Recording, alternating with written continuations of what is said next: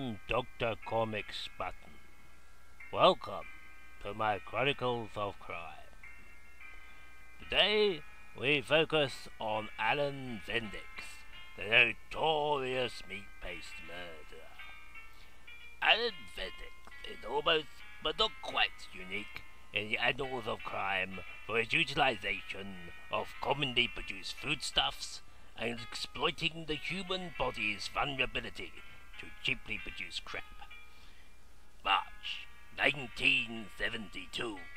3 people found dead with low-quality meat paste smeared across their face. Crude 70s forensic investigation involving polyester and spangles discovered they had suffered a fatal allergic reaction from cheap supermarket-owned brand meat paste. By June, the number had risen to 11. The hunt was on to discover what the tabloids called the Meatpaste Murderer.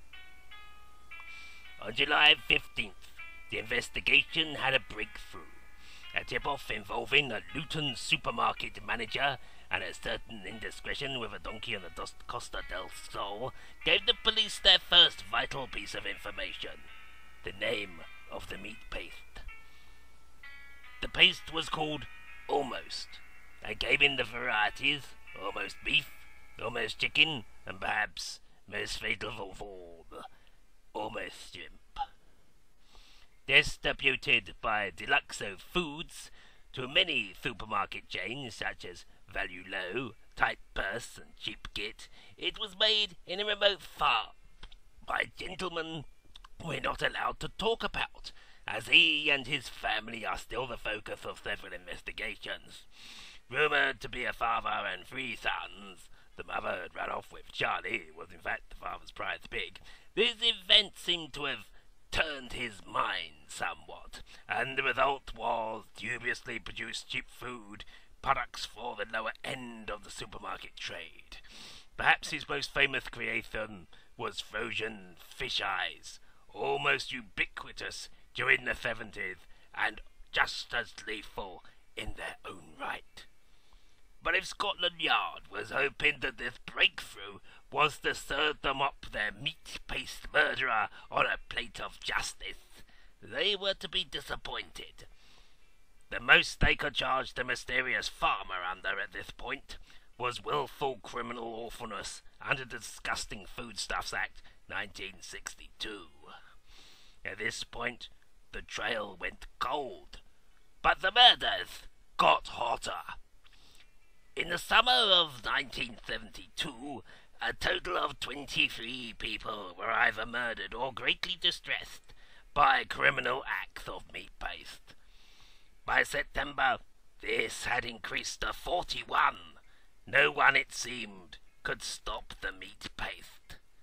Then, when it all seemed lost, and the investigation was about to resort to naming random strangers of the public as suspects, the murderer fell into their lap, or rather, onto their autopsy table.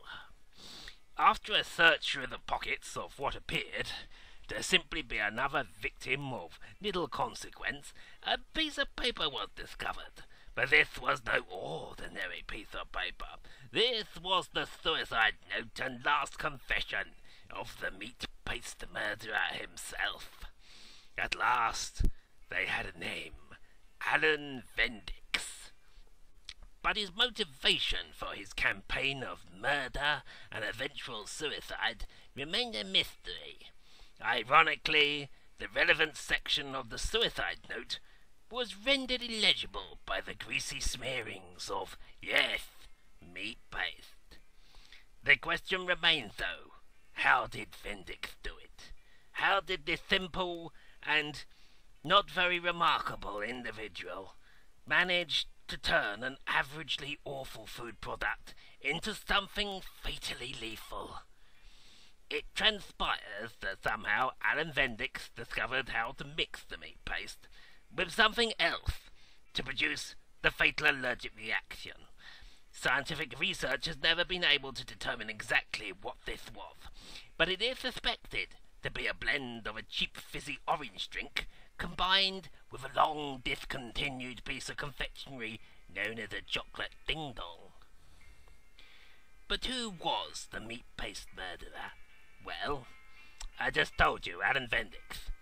Beyond this, all we know is that he was born in 1958 and had an unhappy childhood involving bicycles. Beyond this, no one cares.